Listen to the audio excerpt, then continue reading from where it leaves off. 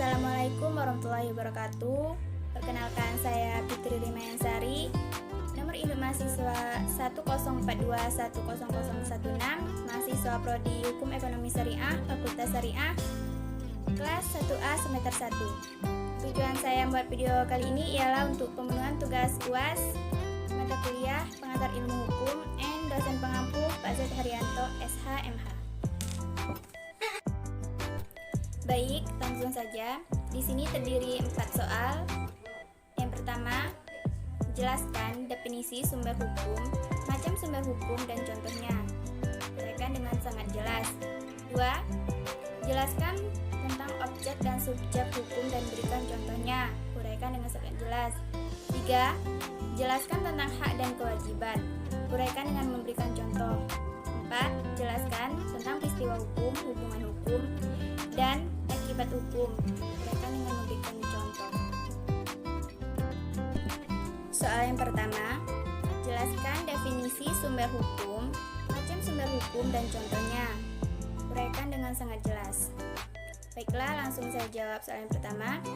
Sumber hukum adalah segala sesuatu yang menimbulkan aturan-aturan yang mengikat dan memaksa, sehingga apabila aturan-aturan itu dilanggar akan menimbulkan sanksi yang tegas dan nyata bagi pelanggarnya.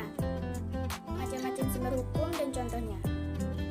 Sumber hukum dibagi menjadi 2, yaitu sumber hukum material dan sumber hukum formal. Sumber hukum material adalah tempat atau asal mula dari mana hukum itu diambil. Sumber hukum material berkaitan erat dengan keyakinan atau perasaan hukum individu dan pendapat umum yang menentukan isi hukum. Contohnya seperti agama, pandangan hidup, hubungan sosial dan politik, kesusilaan, situasi ekonomi, dan akal budi. 2. Sumber hukum formal. Sumber hukum formal adalah sumber hukum yang dikenal dan digali dalam bentuknya atau peraturan perundang-undangan. Karena bentuknya tersebut, maka sumber hukum formal diketahui dan ditaati sehingga memperoleh kekuatan hukum. Contohnya, undang-undang atau statut, kebiasaan atau kostum, keputusan-keputusan hakim atau jurisprudensi,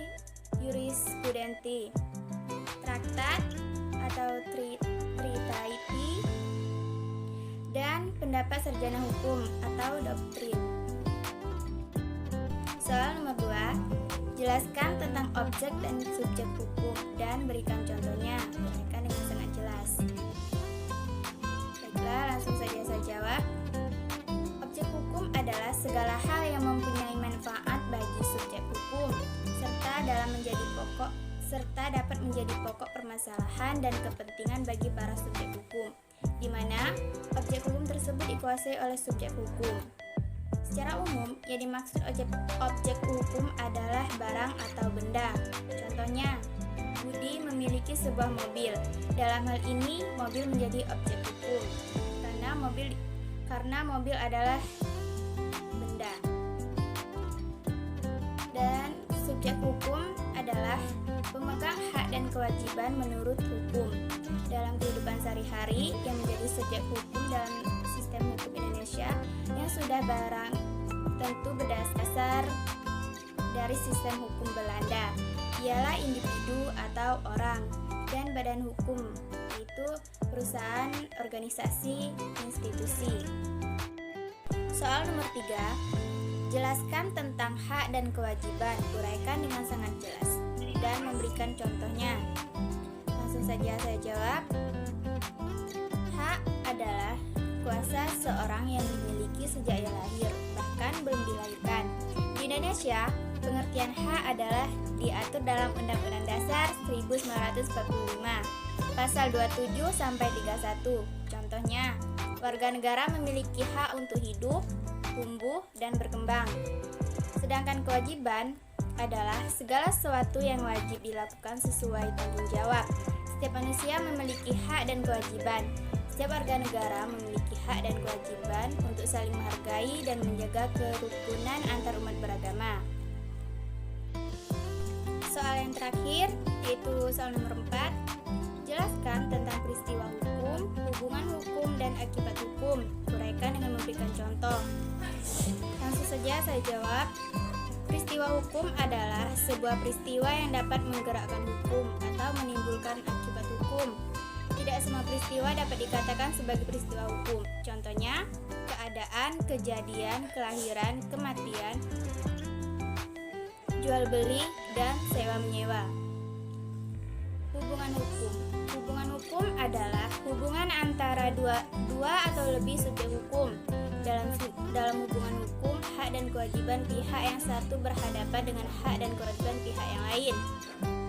Dan akibat hukum adalah subjek lahirnya hak dan kewajiban bagi subjek-subjek hukum yang bersangkutan. Contoh, usia menjadi 21 tahun, akibat hukumnya berubah dari tidak cakap hukum menjadi cakap hukum.